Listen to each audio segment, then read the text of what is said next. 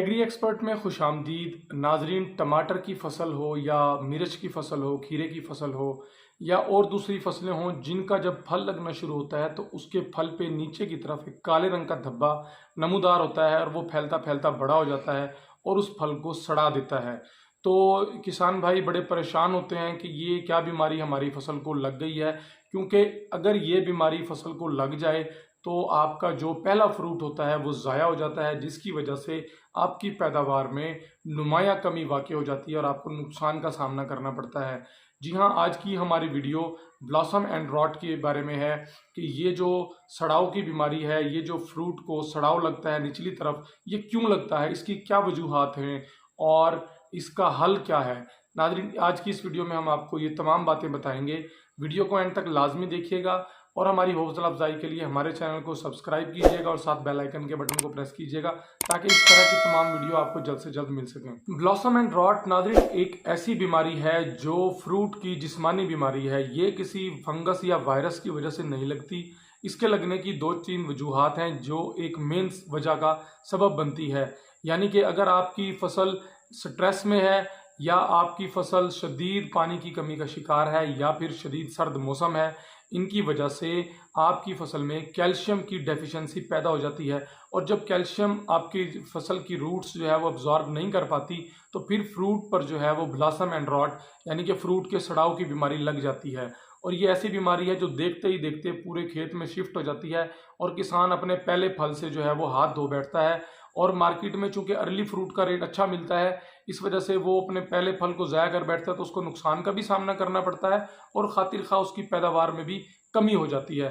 तो नाज़रीन, ये कैल्शियम डेफिशिएंसी क्यों पैदा होती है, इसकी मेन चंद वजूहात हैं, ये आप समझ लें तो आप अपनी फसल पर काबू पा सकते हैं।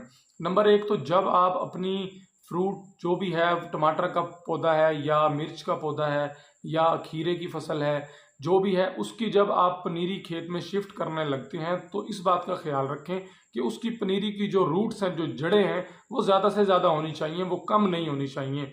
उसकी रूट्स जितनी ज़्यादा होंगी वो उतना अच्छा जो है वो एब्जॉर्ब करेंगी खुराक को और उसकी रूट्स को आप फंगस के महलूल में डिप करके फिर खेत में शिफ्ट करें। तो जब खेत में शिफ्ट हो जाएं और जब पौधे पर फल लगने का अमल शुरू हो तो आप अपने ज़मीन को एक हफ्ते में, कम से कम एक हफ्ते में आप पाशी अच्छी तरह से लाजमी करें ताकि आपकी फसल में सूखा ना हो, पानी की कमी ना हो। जब पानी की कमी नहीं होगी, पौधों में नमी मौजूद रहेगी तो आप अपनी फसल को इस बीमारी के लगने से बचा पाएंगे। ये बीमारी कैल्शियम की डेफिशिएंसी की वजह से लगती है। अगर आप अपनी फसल में ज़्यादा से ज़्यादा फर्टिलाइज़र का इस्तेमाल नहीं करेंगे, यानी कि बेजा फर्टिलाइज़र, हर वक्त फर्टिलाइज़र फसल को नहीं देंगे, तो भी इस बीमारी से बच जाएंगे।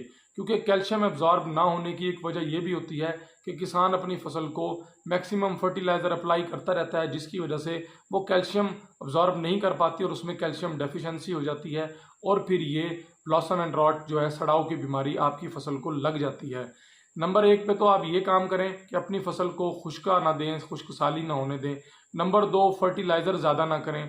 नंबर तीन, हफ्ते में एक दफ़ा अच्छे से पानी लगाएं जब आपकी फसल फ्लावरिंग फ्रूटिंग पर आ जाए, जब आपकी फसल फ्रूटिंग पर आ जाए। और उसके बाद फिर अगर कोई मसला पैदा होता है तो आप अपनी फसल में कैल्शियम का जो है वो उसकी एप्लीकेशन लाजमी करें। कैल्शियम की एप्लीकेशन आपने करने से पहले इस बात का भी ख्याल रखना है कि आपकी ज़मीन जो है वो ज़्यादा तेज़ाबी नहीं होनी चाहिए। अगर आपकी ज़मीन ज़्यादा तेज़ाबी है तो फिर आप ज़्यादा तेज़ाबी खादों का इस्तेमाल ना करें, कम करें।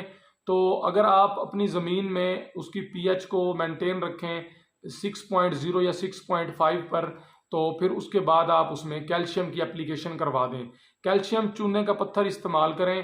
टमाटर लगाने से 2 से 4 माह पहले या मिर्च लगाने से 2 से 4 माह पहले आप चूने की कैल्शियम की जो है, चूने का पत्थर जो है, उसकी एप्लीकेशन लाजमी शामिल करें। जब आप देखें कि आपकी फसल में ब्लॉसम एंड रॉट की बीमारी आना शुरू हो गई है तो जो पौधा है उसकी जड़ों के इर्द गिर्द आप कैल्शियम का महलूल तैयार करके उसकी जड़ों में 4 पाउंड कैल्शियम नाइट्रेट, 4 पाउंड से मुराद है कि तकरीबन ये बनेगी 2 किलो कैल्शियम नाइट्रेट।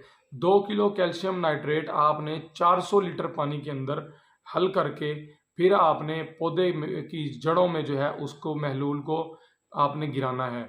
और या आप 1 किलो कैल्शियम नाइट्रेट ले लें तो वो आप 200 लीटर पानी के अंदर उसका महलूल बनाएं और उसके बाद फिर किसी चीज़ की मदद से ड्रिंचिंग करें, पौधे की रूट्स में जो है वो उसको डालें कैल्शियम नाइट्रेट को। तो जब कैल्शियम नाइट्रेट आप डालेंगे उसकी रूट्स में तो कैल्शियम की डेफिशिएंसी दूर हो जाएगी और फिर उसके बाद आपकी ये जो बीमारी है ये कंट्रोल होना शुरू हो जाएगी। और जो जिस फल को ये ज़ाया कर चुकी होगी वो फल तो आपका ठीक होने वाला नहीं है, क्योंकि वो फल ख़त्म हो चुका है। तो उस फल को आपने तोड़ देना है, ताकि क्योंकि अब उसको पौधा मेंटेन नहीं कर पाएगा, फ्रूट को जो डैमेज हो गया उसको आप तोड़ दें, ताकि और दूसरी बीमारियां आपकी फसल को ना लग सके। कैल्शियम की एब्जॉर्प्शन बंद होने की वजह से ही ब्लॉसम एंड रॉट की जो बीमारी है वो आती है, ये सड़ाव की बीमारी आती है। तो ये आज की हमारी वीडियो थी। उम्मीद है कि आपको इससे फ़ायदा पहुंचेगा इंशाल्लाह, अगर आप अप्लाई करेंगे अपने खेत में। और आपके अगर कोई सवाल होंगे कमेंट सेक्शन में हमसे पूछ सकते हैं। डिस्क्रिप्शन में हमारा नंबर भी मौजूद है, मुझसे रब्ता कर सकते हैं। टमाटर का सीड अगर किसी कंपनी का आपको चाहिए तो आप मुझसे रब्ता कर सकते हैं, इंशाल्लाह कंपनी के इनवाइस रेट पर आपको प्रोवाइड करेंगे। तो ये थी हमारी आज की वीडियो। हमें दीजिए इजाज़त, मिलते हैं एक नई वीडियो में, तब तक अपना ख्याल रखिए। अल्लाह हाफ़िज़।